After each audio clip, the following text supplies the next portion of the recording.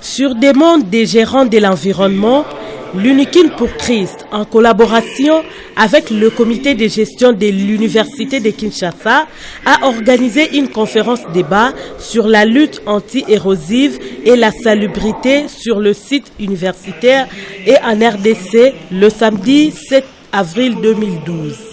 Des professeurs d'université et d'autres institutions du pays ont orienté plusieurs sous-thèmes pour sortir l'université de Kinshasa et le pays de l'insalubrité. Le site de l'Unikin est menacé par environ 60 têtes d'érosion. Nous constatons avec l'accroissement du nombre de personnes qui fréquentent au jour le jour le site universitaire, nous voyons qu'il y a augmentation aussi production de déchets. Bien sûr lié à tout ce qu'il y a comme activité académique, mais aussi commerciale qui se passe sur le site. Compte tenu de cette réalité que nous avons pensé qu'il était utile de venir organiser une conférence ici à l'Unikin pour sensibiliser les étudiants, mais aussi le corps académique. Il s'agit de l'hygiène de l'environnement à faire sous le plan de la salubrité sur le site de l'Unikin. Appeler à ce que le maire du plateau des résidents conscientise, sensibilise les résidents. On va aussi demander aux doyens de faire aussi un peu plus d'efforts pour que dans les alentours des facultés, dans leurs éditoires, il y ait quand même de la salubrité. Donc c'est une question qui n'est pas très institutionnelle, comme on peut le croire, c'est une question qui est de comportement. La salubrité chez nous, je ne sais pas s'il faut le définir ou pas. Les érosions s'annoncent et vous... Soyez féconds. Remplissez la terre. Tu l'as voulu pour que nous puissions dominer sur les autres créatures. Des techniques, des procédés et des méthodes qu'ils ont voulu maintenant, Seigneur, la répandre aux autres pour que nous puissions prendre ces techniques, ces méthodes et ces procédés qui est devenu aujourd'hui la colline désespérée parce que la sainteté.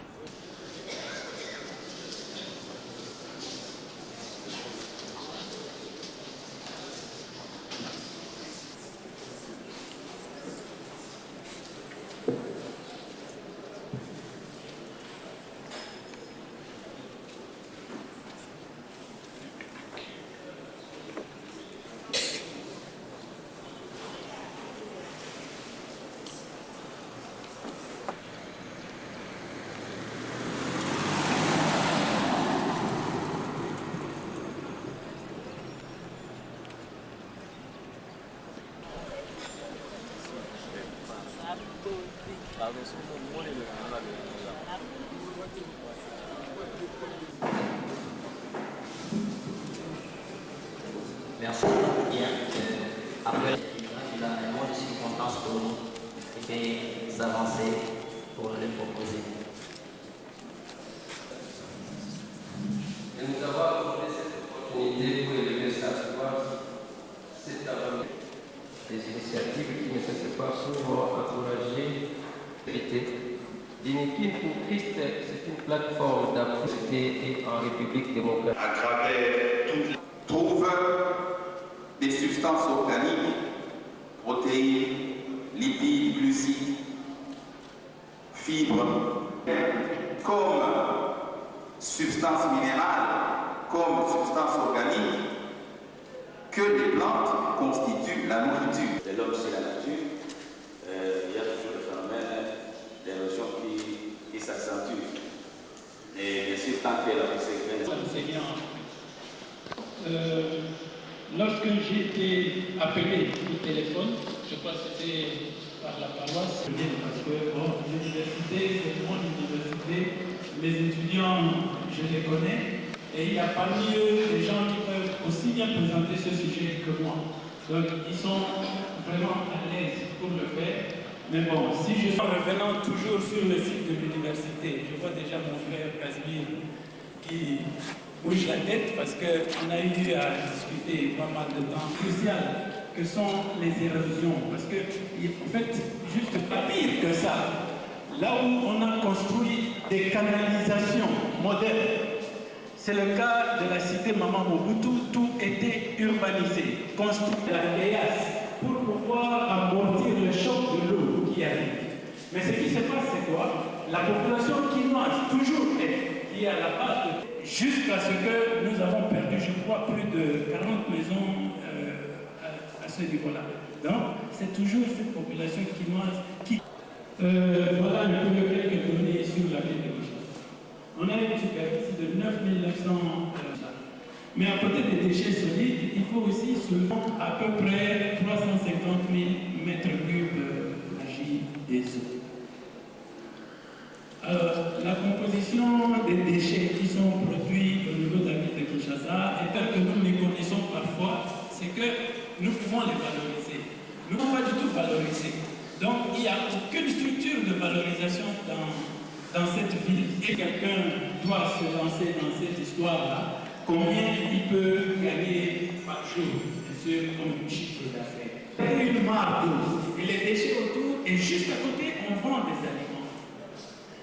Et donc, les mouches sur la nourriture que nous sommes appelés à acheter et à consommer.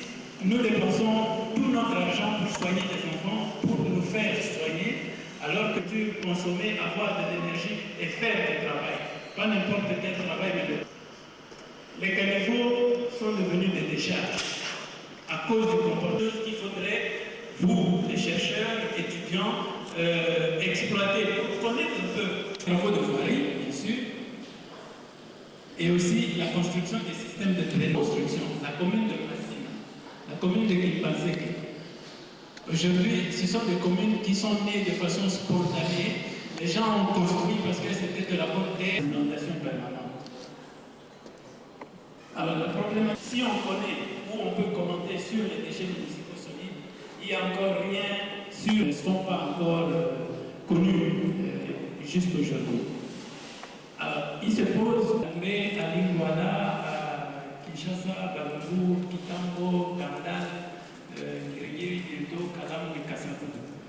mais subséquent qui est dépensé chaque jour.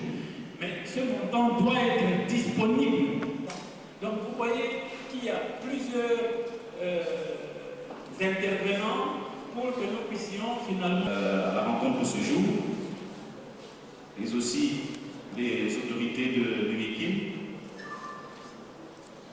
avant d'aller plus loin, de manière approfondie, sur les questions qui concernent le thème, c'est salubrité et voirie. Je pense que dans tout ce qui a été fait ici comme exposé, il y a suffisamment d'éléments qui concernent. Vous voyez ici en 1962. Donc, comme le professeur vient de dire, la responsabilité sur l'éducation revient à la population, au gouvernement, aux étudiants. Professeur de l'Université de Kinshasa. Quelles sont les précautions que l'Université de Kinshasa vous avez volontiers, mais la vie n'a pas d'odeur. Comment expliquerez-vous? Je pense que l'Université de Kinshasa, c'est une institution. C'est une institution qui est dotée d'une autonomie de gestion administrative et financière.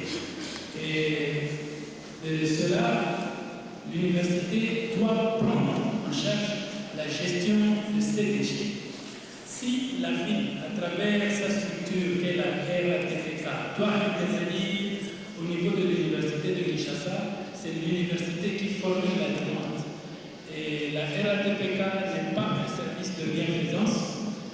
Et donc, la RATPK fait le service, rend service et dépose une facture que l'université est censée payer. Même la ville paye les services de la RATPK. Les poubelles, c'est la RATPK qui a remis gratuitement les poubelles à l'université. Je vous informe. Les déchets sans odeur. Bon, je ne sais pas si vous avez plein de plus en plus de l'ampleur, mais je pense que les sachets à l'époque ont constitué une préoccupation majeure. Les décisions sur les sachets ne datent pas d'aujourd'hui. Déjà, je me rappelle en 2004, je travaillais pour le défi.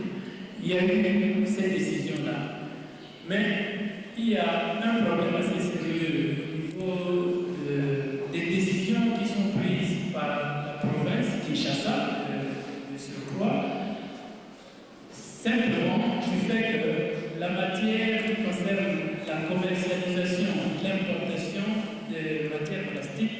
ne relève pas de la compétence de la province, donc ne relève pas de la compétence de la ville, mais plutôt du gouvernement central à travers le ministère du Commerce extérieur. Donc nous prenons des décisions au niveau de la ville, mais l'importation de matières premières plastiques est autorisée au niveau central. Donc il faut, et c'est ce qui est en train d'être fait, des discussions entre le niveau central et le niveau provincial pour qu'on puisse se mettre d'accord sur les décisions qui sont prises. Parce qu'en définitive, aujourd'hui, c'est le gouverneur qui est critiqué, c'est la ville de Kinshasa qui est critiquée, mais le ministre du Commerce extérieur circule librement et il voit ces sachets, il sait que c'est lui qui autorise les importations de matières premières plastiques. Donc, il y a cette interaction qui doit exister entre le niveau central qui crée assez de problèmes. Les bouteilles, effectivement, peuvent être gérées plus facilement à partir du moment où la collecte de ces déchets peut se faire. Et les producteurs des bouteilles en plastique sont connus aujourd'hui. On sait que la Brahima s'est lancée là-dessus depuis quelque temps. Ils produisent 30 000 bouteilles chaque jour, des bouteilles plastiques.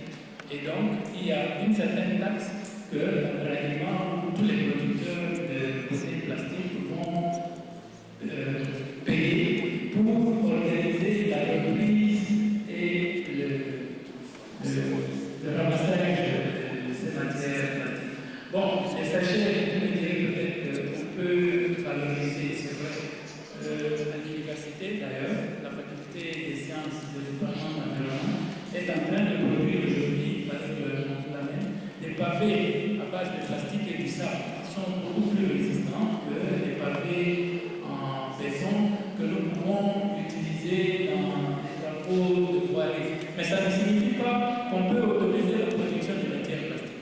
Je vous ai dit que la ville a déjà un stock énorme de sachets plastiques qui vont jusqu'à 1,50 m de profondeur, que nous devons chercher à reprendre, et c'est tout ça qu'il faut utiliser en devant l'interdiction, c'est une mesure.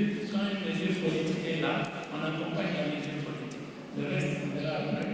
Et on ne sent pas ces services, on ne les voit pas à l'œuvre. Ce n'est pas parce que ces gens ne savent pas travailler. Non.